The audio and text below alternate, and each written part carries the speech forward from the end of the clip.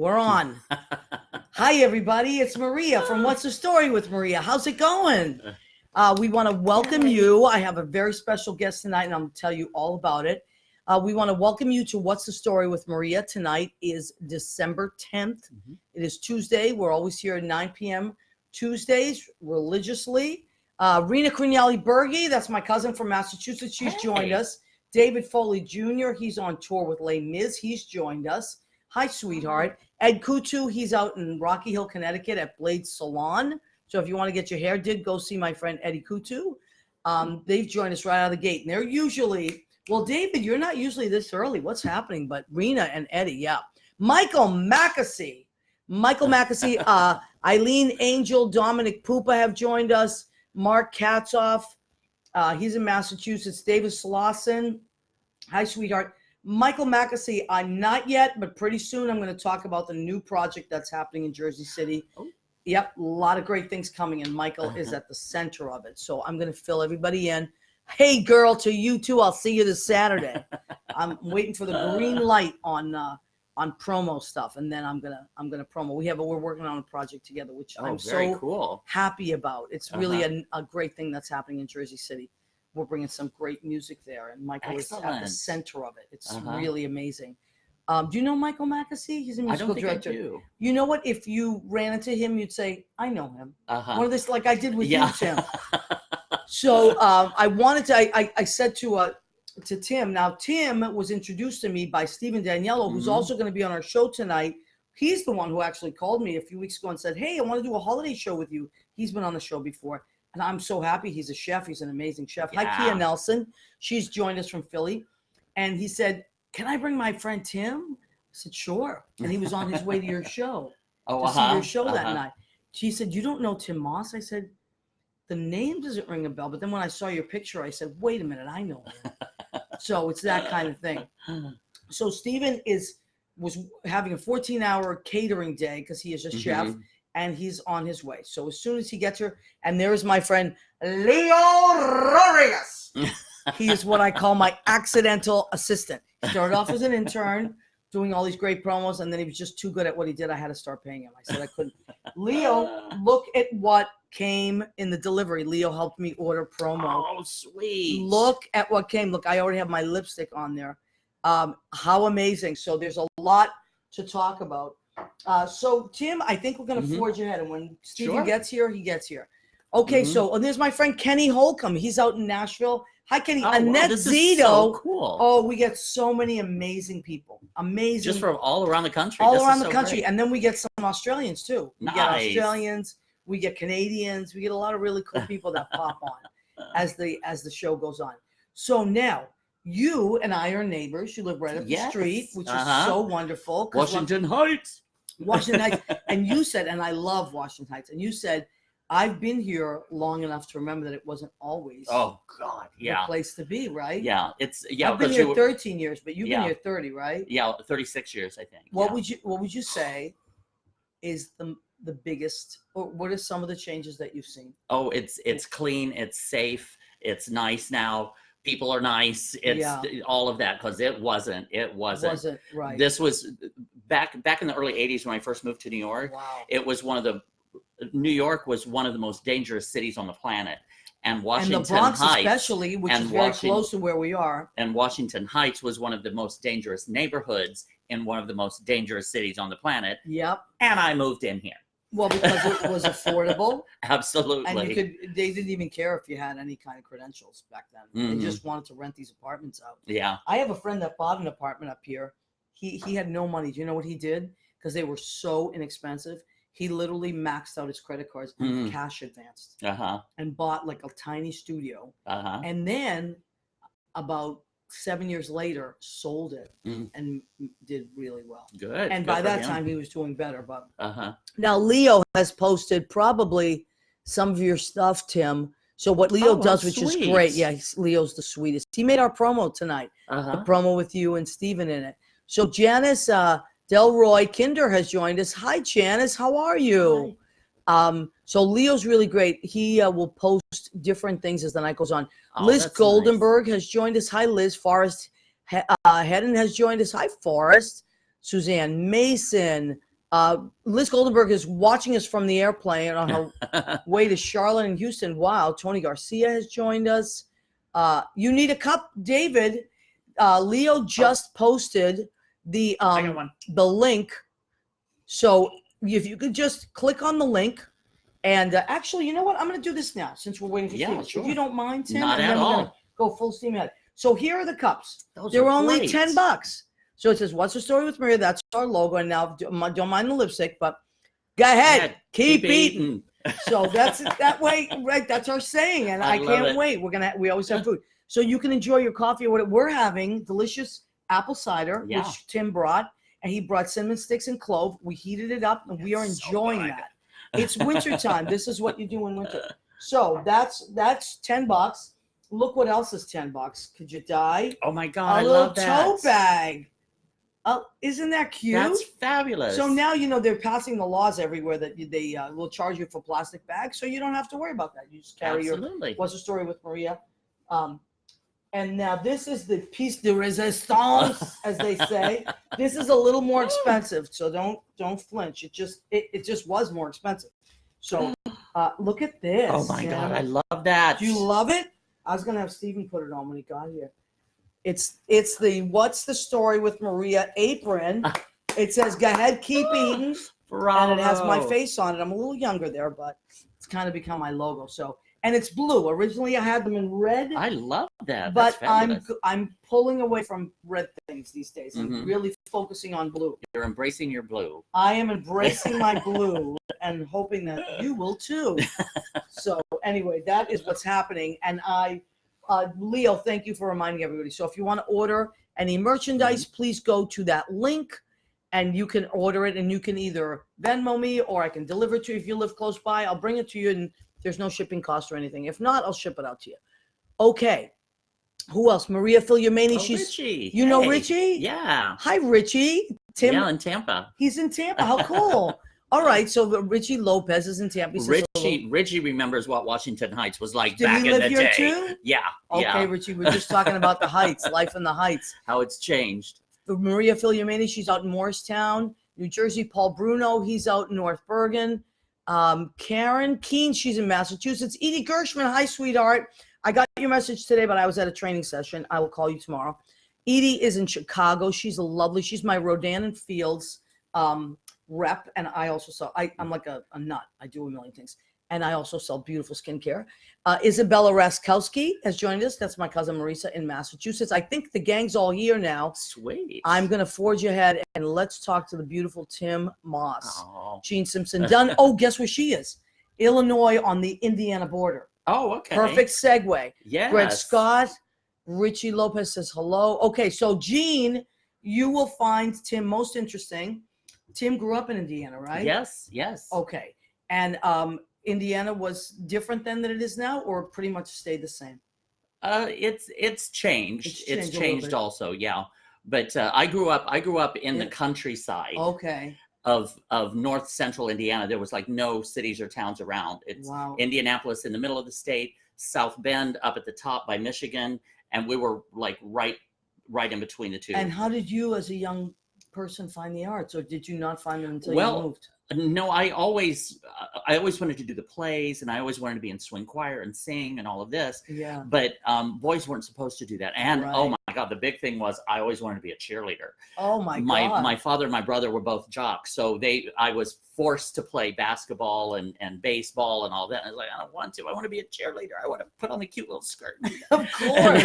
And I bet you could rock a cute little skirt. And so I taught myself how to do like back handspring or back walkovers and stuff like that. They even back then they had male cheer. I mean, well, not where I came from. No. It was very and so different, I talked to my junior year in high school. I talked to the sponsor for the cheerleaders, and I said, "Can I join, or is there something I can do?" And they said, "Well, how about we resurrect the mascot? You can be Astro." Because we were the cast and comets. I was like, yes. So I would be the one, and I worked with the cheerleaders, and they taught me how to do back handsprings. Oh, wow. So I would be the one that would run in front of the football team and break through the paper hoop and go doing the handsprings down I had a Wow. ball. It was so I much bet fun. you did. That sounds great.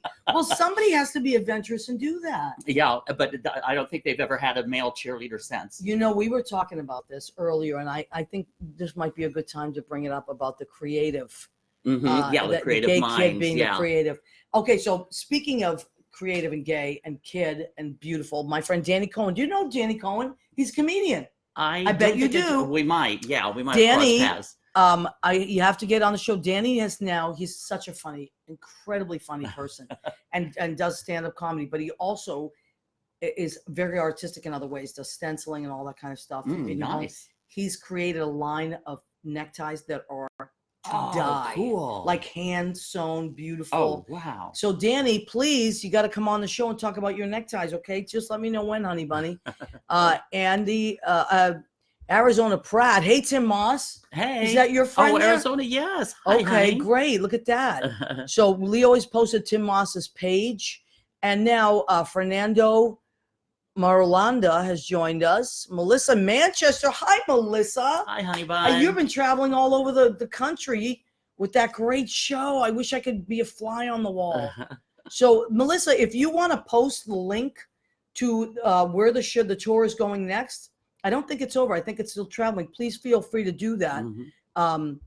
Because that was really cool. Coco L'Orange has joined us. Coco L'Orange is at Freddy's on Sundays between 5 and 8. That's in Brooklyn. Amazing singer with Elliot Roth. Boy, people thank are you, just. Gene. That's sweet. What did Gene say? Said I'm Tim, pretty adorable. You are pretty adorable. All right, so many people. So let's start with Tim. Sure. So Tim, what are you working on right now? I know you made a movie. Yes. Tell us about that great movie. I star in a movie which is called Junk. It's a feature film. It's a musical. It's LGBT. And there's only 2 people in the movie, just me and my co-star Robbie Wayne from Palm Springs. And it's gotten rave reviews. And we just had our New York City premiere a couple weeks ago. And there was a line around the block. And I got a very extended standing ovation afterward, which I was very appreciative of. But it's not like any other movie. And everybody's always saying, well, explain it to me. What is it about? And it's one of those things you just have to see. Does it have a script? Okay. Yeah. And it was a play. It was a stage play. Okay. That he decided to make into a film. And how long is the movie? It's an hour and 45. Oh, that is a feature film. It's a full movie. That's not a short. Okay. Right.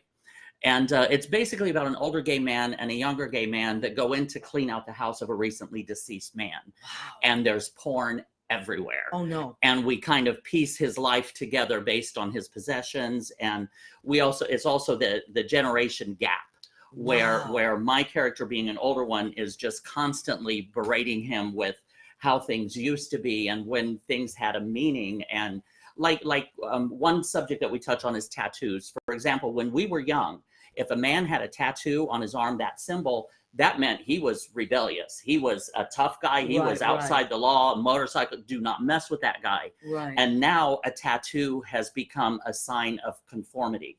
It's like you almost have to have a tattoo to fit in. Interesting. How that symbol has changed. And we hit a lot of that. I wouldn't even have thought of that, but you're right. A lot of it is that. Yeah, it's not a rebellious. It actually, a lot of young people, almost all the ones I know have a lot. Absolutely. Did you ever want one? No, And now my body keeps sagging. I was I could start up here. It ended up down here somewhere. Yeah, it depends. You got to really choose your artwork. And then I don't know what I would get. You know what's funny? I feel the same way. I love looking at a good tattoo. I'm the first one to say, "Ooh, what is that? Let me look at that. How did it hurt? You know, look at the color scheme, whatever." But there was nothing that I would have stayed consistent enough with to advertise it on a body part for a lifetime. Yes. Now there were certain things that now as an older person, I definitely believe it. But like, for instance, if I had gotten a tattoo in the 80s, it would have said, "I break for beer." That's literally what I had as a bumper sticker on my car. I break for beer. That was your anthem. That was my war cry, whatever. So when I think about it, I mean, my teams, maybe because I'm from Boston, my mother was my love. She was my love. Maybe as an older adult, I would get a picture and one of my friends did paint a picture, but I don't know about putting it on my body. And I, like you, Mhm. I'm like, what? We're getting older. I don't know if we want to put it on anybody. Because I see some of those young 20-somethings that have a tattoo, Yeah. and I always think, oh my God, when they're 85, I wonder what that's going to be like. What it's going to Right. look like. What is that going to look like? Because again, I've changed a lot since I was in my 20s. Yeah. And my whole thinking and approach to life And you know has what? changed. I hope you've changed a lot. Oh, We yeah, should change a lot. We should absolutely. evolve, not devolve, Absolutely. but we should evolve. Jeffrey Campbell, my great friend who I love. Jeffrey, how are you? He's joined us. Valerie Vining has joined us. Hi, Valerie. I just want to make sure I didn't miss anybody. Catherine Gordon has joined us. George Hernandez. He is in Miami, or maybe they're in Kentucky right now, but I know they go back and forth. Carlos Hernandez is in Texas. So a lot of our wonderful friends that come week after week. So you're working on how long did the movie take you to make? Well, actually, we shot it in 2017. So it's been 2 years ago since we shot it. Wow. And it took about a year because I'm in New York. The writer, who's just a brilliant mind, he wrote it, he composed the music, he did the lyrics, he directed the film, he edited the film. He's done everything on this movie, and it looks gorgeous. And you know him his name is before? Michael Penny. Okay. I did a staged reading for him of Junk in New York a couple years before that. And then they took it out to Palm Springs and put it up actually at a theater.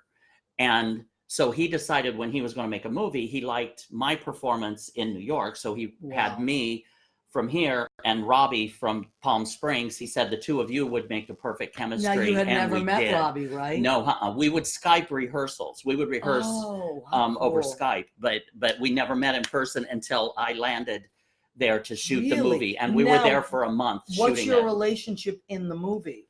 The young Well, man that and the is old... kind of revealed. You Oh, don't okay. know. You don't know exactly what it Okay. is because my character, I am vicious to him. I am the bitter queen. Really? Oh, bitch from hell. I love it. Oh, But it was you're so much sweet. fun to play. I bet. You know what? I got to tell you something. And this is so interesting because you're such a sweet person. I mean, the second you walked in, I thought, I love his energy. I really like this person. And you're here, you are saying you played a really bitchy. Now, I did a few commercials a few years back. Do you know that I did 3 different commercials in a row? Uh-huh. Every single one of them, I played a really bitchy housewife, like emasculating housewife. Yeah. And I just find it so funny because I loved doing it. It was so fun to be that, to let go like that. And that's the fun part of being an actor, is you get to portray these characters that have nothing to do with who you really are. Right. Uh-huh. And well, I can be. Well, yeah.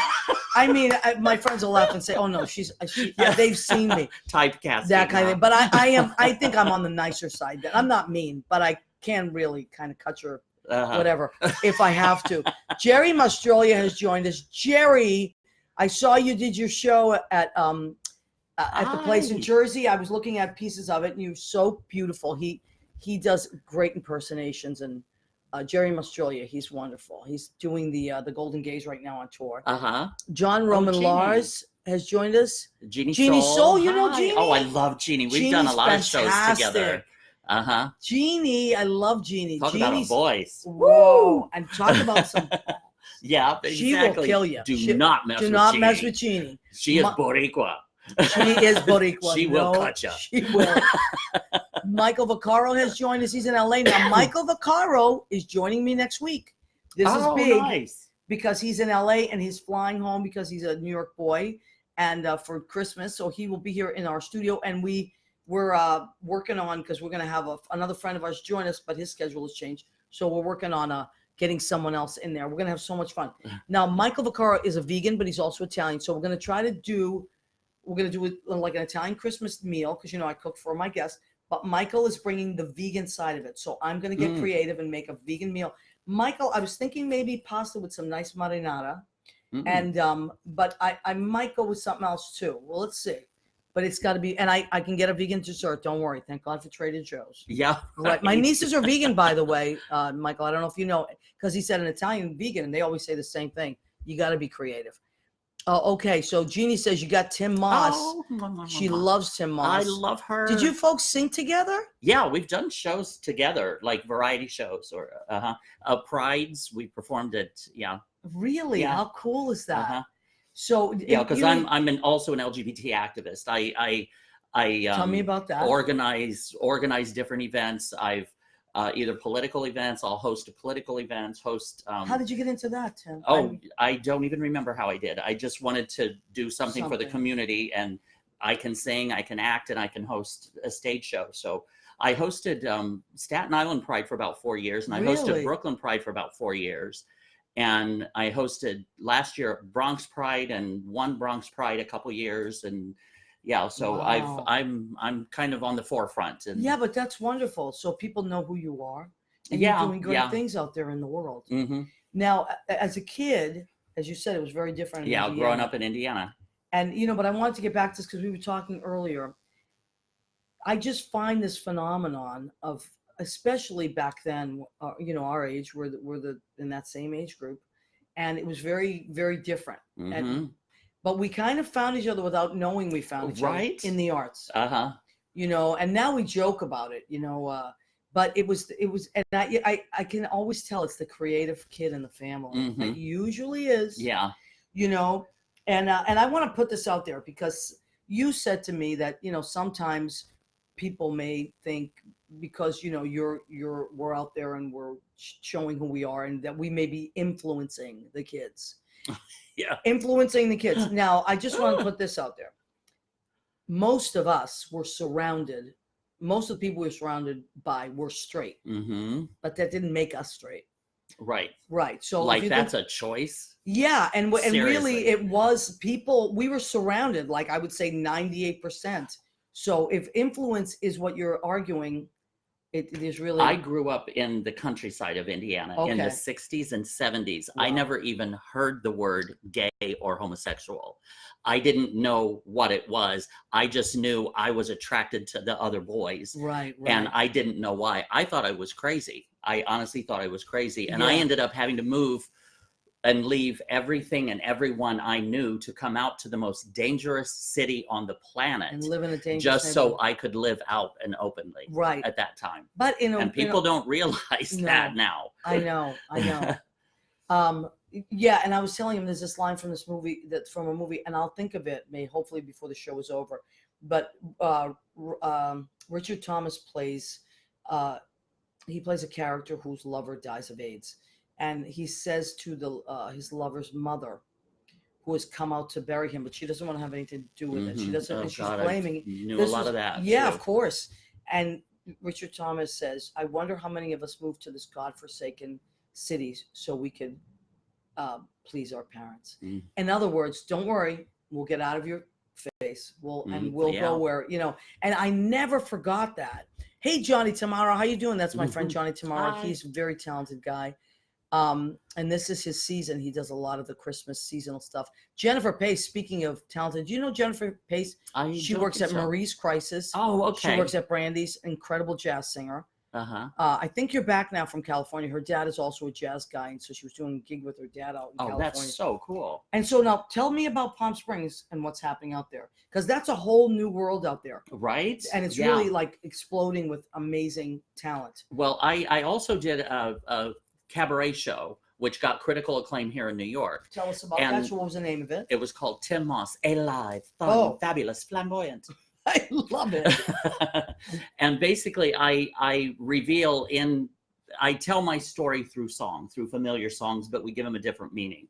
Okay. And I reveal in there that I had a 20-year drug and alcohol addiction that by all accounts should have killed me. Yep. And we would do things like songs like, do you know Duffy's Mercy? Because I'm begging you for mercy. I do it. Why don't you release? Yeah, it's one of my songs. songs. We took that and we did a slow blues version of that, and I'm singing it to the cocaine. Saying, I'm begging you for mercy. Please release me. Let me go. Wow. That's why we've kind of changed the interpretation. Really like that. And the whole show is like that. And I tell my life who's story. Your musical director? Andrew Sotomayor. He's brilliant. I don't think I know. And him. Lenny Watts was my Lenny director. Watts. Lenny's Yeah, great. Lenny's incredible. Yeah. So between the three of us, we really put together a show that I'm very proud of. And where did you got do critical acclaim. I did it at Don't Tell Mama. Great. But my co-star in Junk runs the Desert Rose Playhouse outside of Palm Springs, and a theater out there. And so after he saw my cabaret show, he's like, "You've got to bring that out to Palm Springs." Wow. So I took it out there, and it was wonderful. I love Palm Springs. It was great. You know, and I've that's never gonna been be there, our but I next- have to. I must go. Definitely. My friend, I It's- want to give a shout out, because if you're in the Palm Springs area, when is your show going to be?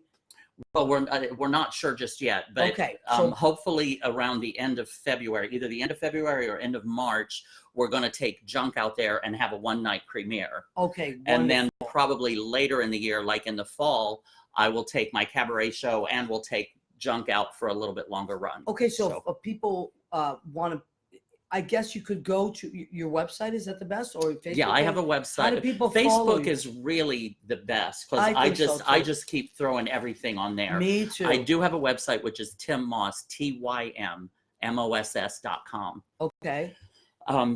But Facebook, I don't know. That's Me always too. my I go-to. tell people, just check my Facebook page, and Yeah. you'll know what I'm doing, what I'm up to. Mm-hmm. Okay, let me just take a minute, because people pop on. I want to Sure. acknowledge them, and there's so many sweet people.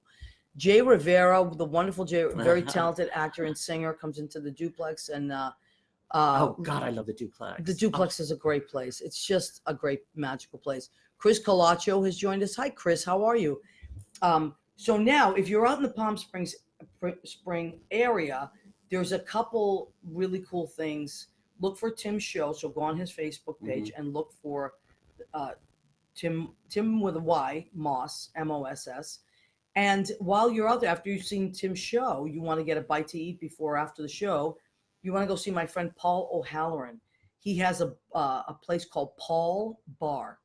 And you wouldn't know it was there unless you know it's there. It's kind of hidden. My favorite places. Exactly. It's like a speakeasy. So it's sort of, you walk in and all of a sudden you're at a strip mall. It just says bar food. That's all the sign says. Open the door and it's like you've walked into New York. And so that's old 40s, 1940s New York. Yes, yes. Really cool. So go and see Paul O'Halloran, my friend, at Paul Bar. We worked at Joe Allen together for many years. Mm-hmm. And I also directed his show. He's a comedian. I directed his show. Very funny. The Altar Boy Diaries was the name of his show. It was really good.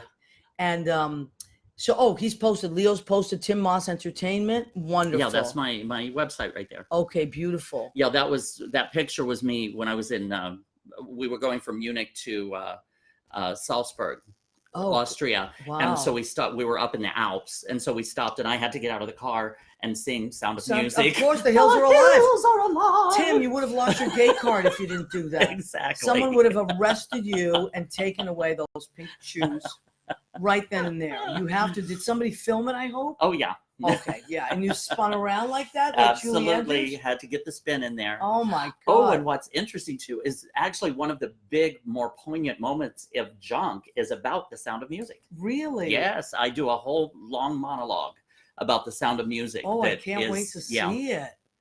I'm really excited. Junk, the movie musical. Yeah. Okay, so it's in film festival. Is it going to Boston? Or you can at all? go on Facebook. It's Junk Musical. Junk I believe. musical. Okay, we'll or a hashtag musical that. comedy, I think. Yeah. Okay, we'll hashtag that for sure so people can find it. James Keesum has joined us. Hi, James. How are you? All right. So now, what are you? You write. You're also a songwriter, right? Yeah. Write your own stuff. Now you did. There was one. I was looking through YouTube and you're trying to get a feel because I don't really know you. So before you were coming, I said I want to get to know this person a little bit. And you did Buy and Obey. Wow. Yeah, and I did the black and white. That was really good. That was one of my original songs. It took me by surprise because I was expecting like something else. I was expecting it to be kind of goofy and funny and fluffy and light. Which I do a lot of that. Yeah, I know, and I had seen that, and then I thought, wow, this is really cool. And we did that all in one take. Really? Yes.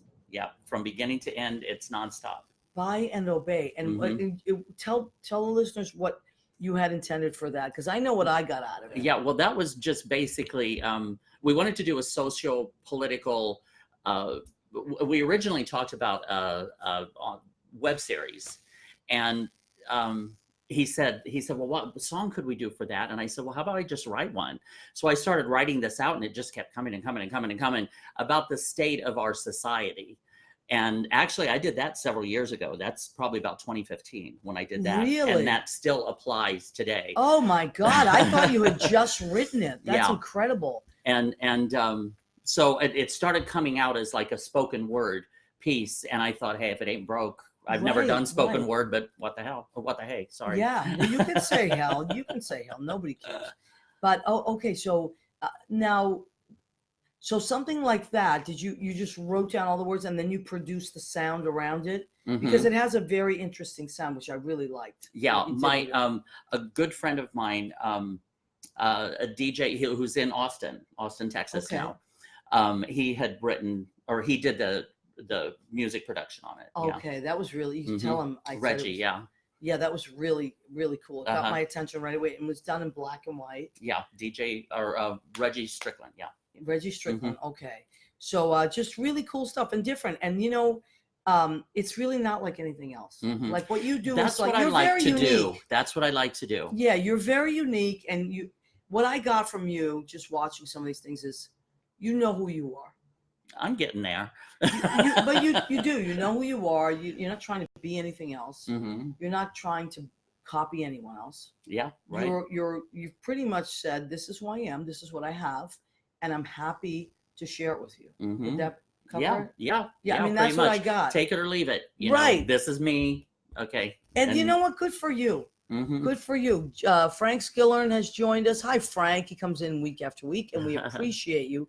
Chris DePiero, my wonderful friend, brother from another mother, he was on our very first show, and he's always joins us. Bill That's Young so has cool. Chris is amazing. And You've got some a wonderful following here, some wonderful people. And if you ever need he's a filmmaker as well, but if you ever need a videographer, if you're doing a show and you need your show video films, whatever, he is your gun for hire. Excellent. I'm putting that out there for everyone. If you have a show and you need someone to video your show, Chris is your man. Chris DePiero. He's right there. And if you can't find him, just talk to me and I'll find him. I know where he is. But anyway, so now are you someone that gets up and writes? Are you someone that's on the subway and an idea hits them, you jot it down? How do you do it? I have a little MP3 recorder. It's a little bit bigger than my finger.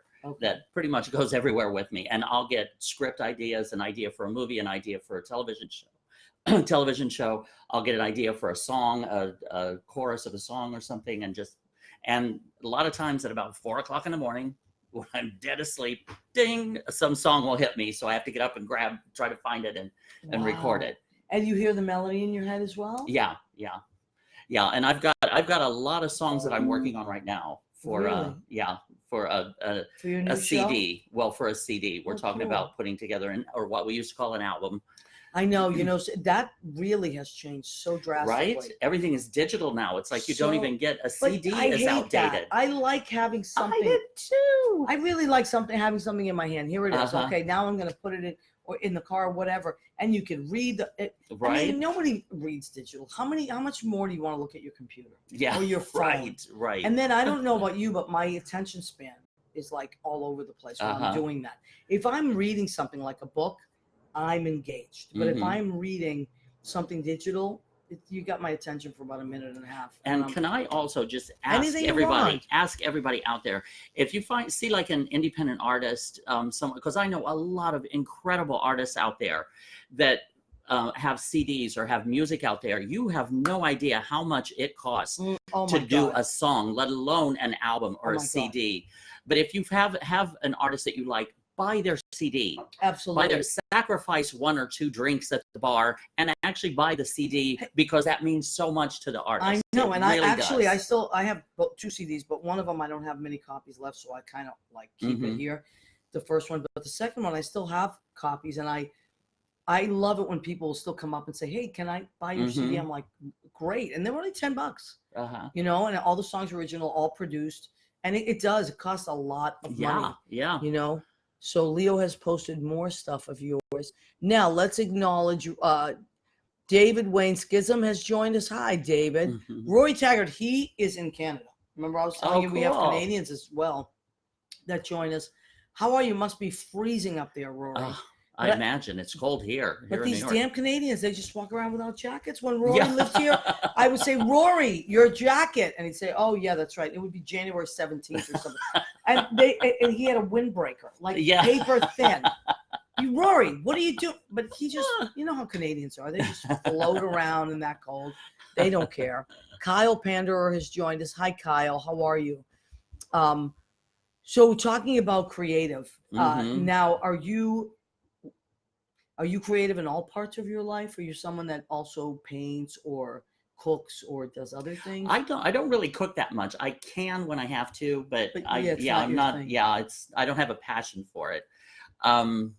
Give me a microphone and a spotlight. I am so happy. Oh my God. I'm home. Oh my God. I get it. Trust me.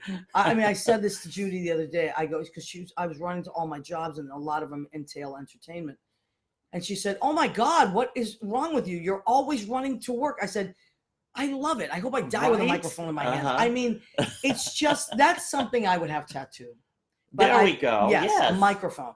Because it's like everything I do involves a microphone. Or I teach, but I don't use a mic, but I might as well. I'm up on stage.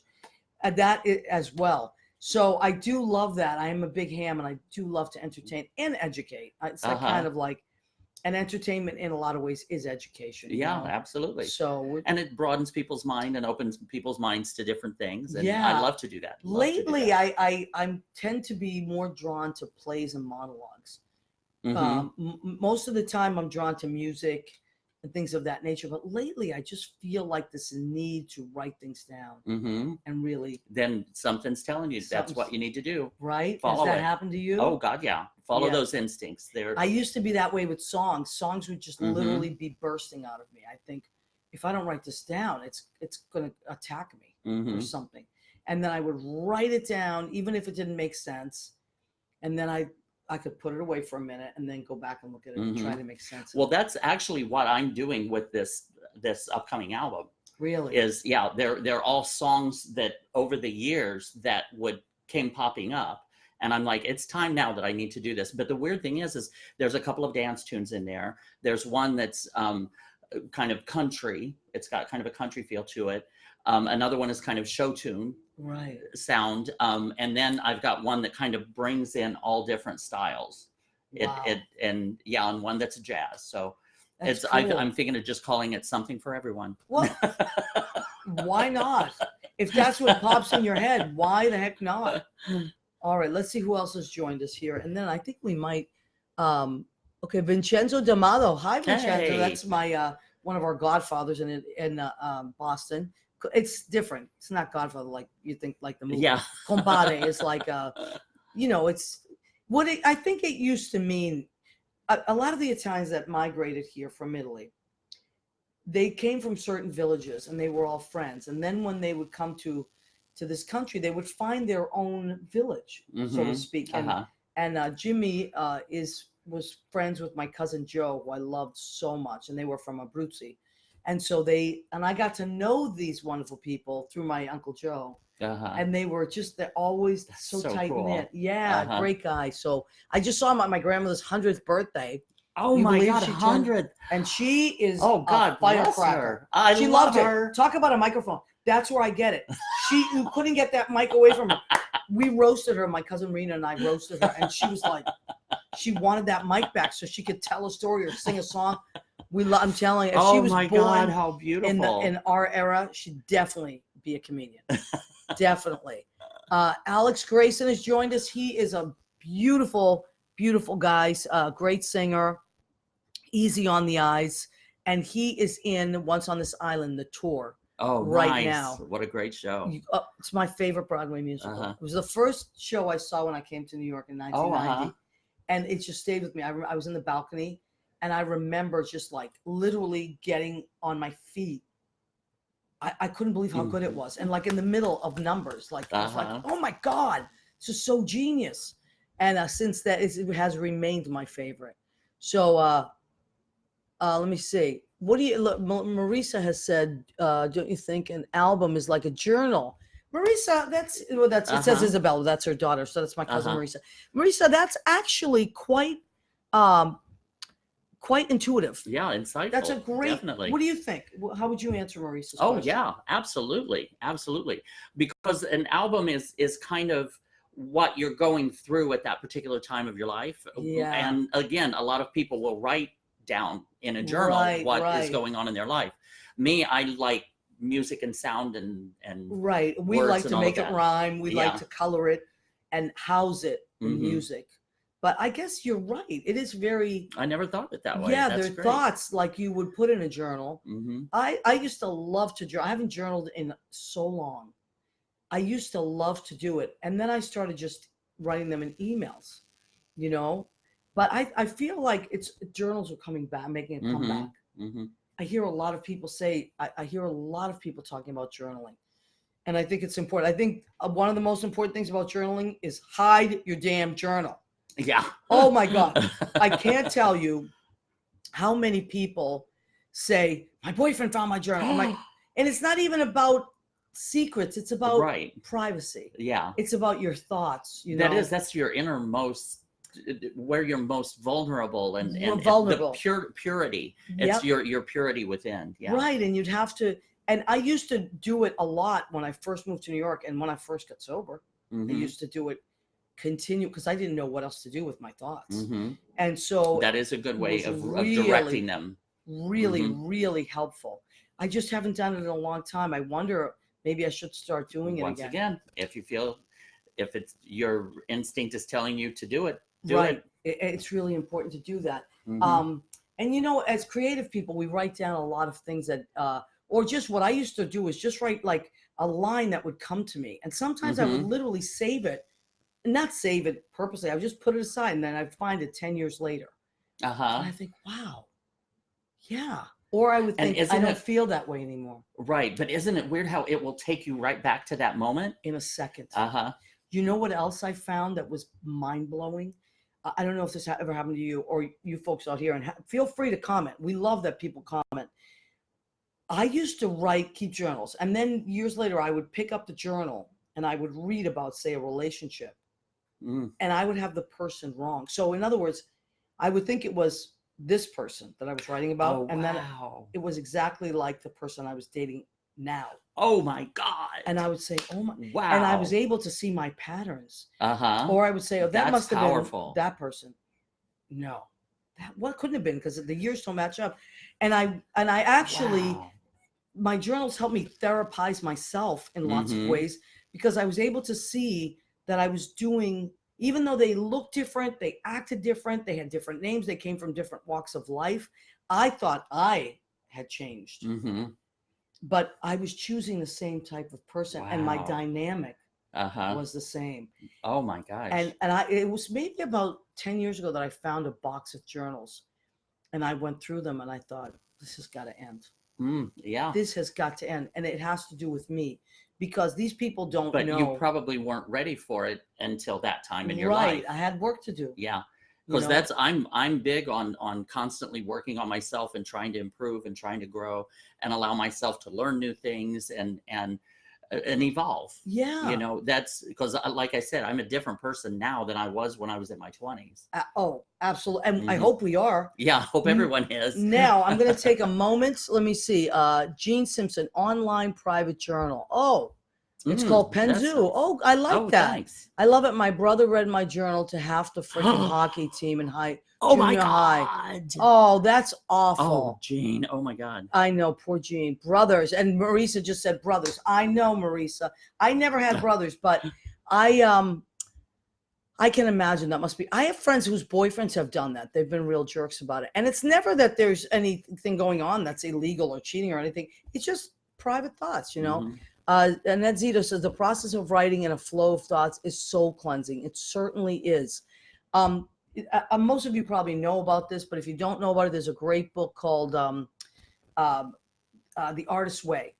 Oh God, yeah. It's wonderful. And it talks about the morning pages, getting up And the first thing that you have your coffee, the first thing you do is just write stream of consciousness and And it empty doesn't out your have to head. make sense. None of it. No. Just empty out your head and then put them away in an envelope and just put it away. And don't look at it.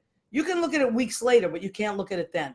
And it's just a way of clearing your mind and getting it going. Now, Stephen was supposed to join us, but I suspect Stephen got stuck at work because he was doing a really big catering job, 14-hour day. And I saw pictures on Facebook of him in the kitchen with a crew. So, but anyway, so Stephen, I'm sure, is on his way. He was bringing a turkey pot pie, which he made. Love it. Because he is a chef, a turkey pot pie, because we were kind of in between Thanksgiving and Christmas. So he's like, I'm going to make a turkey pot pie. And I said, I'll make a salad. And then, nice. yeah, so gorgeous. This is what I did. Thank you. I love a good salad.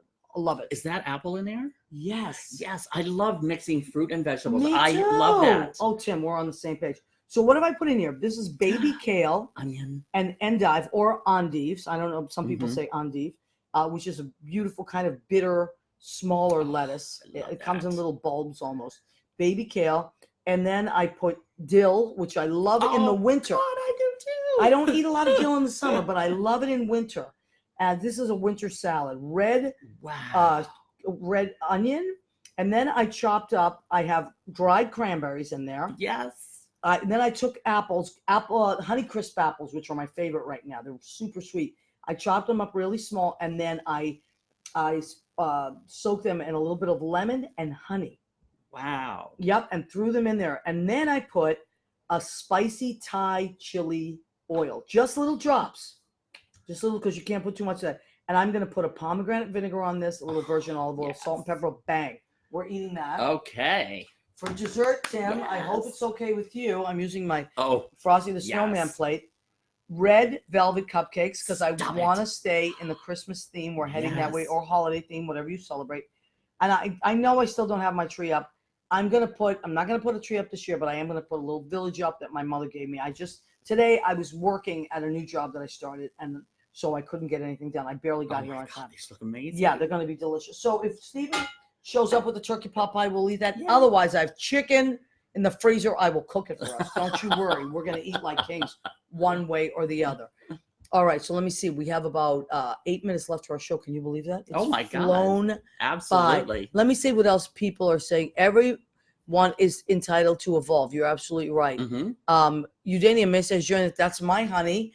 Hi, honey, right across the Hudson River." What were you going to say? Just one thing along that line that Nobody is cheating, Judy. Judy's like, who is cheating? No, we are not. So we're talking about journals and boyfriends thinking that when they read their girlfriend's journals that they're cheating. Nobody is cheating, honey. Don't worry. Texture and color make a salad. Yes, I agree, Liz. That's a gorgeous salad. I am a big fan, like you just said, of mixing. Well, I like to mix things. I call myself the kitchen sink chef because I'll look at my spice rack and what I have in the refrigerator, which my mother used to do. She'd say, "What do we have in that refrigerator? What do I have in the cabinets? What can I make with what I have?" So that was the original Chopped, the Italian ladies, or poor people of all that came over here, mostly immigrants that came over and brought flavors of their country, but didn't have a lot of money in the beginning, and they had to make do, and they had big families to, feed, and so they would look in their cabinets, and that's why I think depending on what nationality, what's your origin. I've got a lot of things mixed in. I'm like 5th generation Indiana. My great grandfather was there. Okay, but we've got English and Irish and German and Dutch, and I think my forefathers were like sluts. I guess that's where I get it from. You know what? So you're a slut. Great. And you know what? I'm glad you can admit it, because once you admit it, that's it. And you're powerless over your sluttiness. You know that. Now we know that. So what were some of the foods as a kid that were comfort foods to you? Oh, we did, like meat and potato type of thing. Which I love. It was all pretty much every meal. Like meatloaf? Oh yeah, meatloaf. I love meatloaf. Yeah. Do you know I've never made, it's one of my favorite things to have when I'm either really sad or I just need, it's my comfort go-to. Meatloaf, lots of gravy, and mashed potatoes. but I've never made it. I've never made a meatloaf. I may have to make a meatloaf. Uh-huh. Have you ever made a meatloaf? That I can make. Yeah. Really? I can make a pretty mean I might meatloaf. have to come over to your house. Tim. Okay. You're my neighbor now, Anytime. so I might have to come Absolutely. visit. But just one thing Tell- I wanted to whatever you mention when want. she was talking about evolving, like allowing people to evolve, most definitely. But one of the big things for me that a truth that I have learned is forgiveness. But forgiveness is different. There's many different interpretations of forgiveness. I recommend forgiving people for yourself, because like someone who, say, in high school was mean to me, and I've carried it around, and I've been, oh, he's such a mean person, and I've been carrying all this negativity around for decades. He doesn't even realize it. He's went on his life. He doesn't even remember doing that crap to me. Right. I need to forgive him so that I free myself. You know what? So forgiveness is for yourself. That is one piece of wisdom I will pass on to you. I applaud you for that. I can't thank you enough for saying that. And I am a big believer of that. Although it takes me a long time to forgive. It's not easy. No, I am very big. I can hold a resentment for a long You're time. Italian. I'm Italian, right. A long time. Like beyond the grave. People say to my grave. I take that beyond. John Edwards would be talking to me on the other side, and I would still be pissed about something. I mean, honestly, but you're right. And actually, I wrote a song. I was working in Sunset Park writing children's. I was working in social work as a performing arts teacher, and I was writing music for their shows. And I wrote a song called "Lift Me Up," and the first line is, and it was a children's version of "The Tempest." So it was Prospero. It was from the point of view of Prospero. He was very angry, but he wanted to like get rid of that anger. So the first line is, "I forgive you so I can be free." Yes. So that's exactly what you're saying. I love that. So, and then after that, it's lift me up. But oh my God, we've got to write together. Yeah, we might have to. I love talking to other writers, and especially in the winter. I don't know about if you're more of a winter writer or more of a summer writer. I tend to be more of a winter writer. Yeah, I'd say me too. Yeah. Maybe because we hibernate more, and we're not distracted by shiny things out in the street, right? And the beaches and all that. And I tend to eat more in the winter and write more. Let me see what else we got. Go ahead, keep eating, right, Leo? Go ahead. Okay, so we have about, oh boy, like 3 minutes left to our show. So here I want to talk about the merchandise again, if you don't mind, Tim. Absolutely. All right, thank you. I First love of all, the how merchandise. wonderful is Tim? Do you guys love Tim? Thank you. TYM, by the way. TYMMOSS. And I love Maria. We're neighbors now, and we're going to be great friends. So here is well, I got to thank Leo, because Leo, my accidental assistant, has helped me order all the stuff. I love this. Isn't this fun? So what's the story with Maria? Here's your cup. It's only $10, folks. The hell can you get for $10? Same thing as my CD. I always say half a lap dance, one leg. That's all you get. And on the back it says, "Go ahead, keep eating." And the font, by the way, Leo and I picked it out together, is Harry Potter font. Oh, sweet. We both love it. It's called Harry Potter. So go ahead, keep eating. That's your mug, $10. Then we have our bag, of course, our tote bag. You go to the market, you want to shop for Go Ahead, Keep Eating. And there's you stuck with a picture of me there because that's the show. And then on the other side, go ahead, keep eating. There it is. I love it. Isn't that fun? All right, go ahead, keep eating. That's only $10, and that's washable, reusable. And then the just the top of the line here. This is a little more. This is $25 because it costs more, way more to make, and way more. So go ahead, keep eating. What's the story with Maria? You have your blue. So we're going blue. Your blue apron, because I want everybody to think blue. Okay, so now, Tim, what would you, I always say, I like asking people this. What would you say to that kid out there, or that, doesn't have to be a kid, that person out there that's sitting and saying, oh, I don't know, I'm not really that creative, or I don't have time to create. Yes, you are. Yes, you are. Don't listen to other people. Listen to that voice inside, the one that we've been talking about. Like you have something's telling you to journal. There's a reason. Listen to that inner voice. Don't listen to those outer voices. Yeah, there absolutely is. And trust yourself. Trust yourself. And you have your answers. You have your answers. You're absolutely right. And you know what? Sometimes one of the things I want to say is, and it's really this year that it's hit me more than ever. sometimes the worst thing that can happen ends up being the best thing that can happen. Mm-hmm. Like, we talked about, we're both in recovery. Mm-hmm. I remember I got pulled over for drunk driving in 1989, and I thought it was the end of the road. And it was. It was the end of the road for that. Mm. But what ended up happening to my life was incredible. Had I not gone through that, I wouldn't be the person I am today. Absolutely. And there's a lot of different things. Like sometimes you lose a job, or or someone breaks up with you, or whatever ends up happening. You don't get that.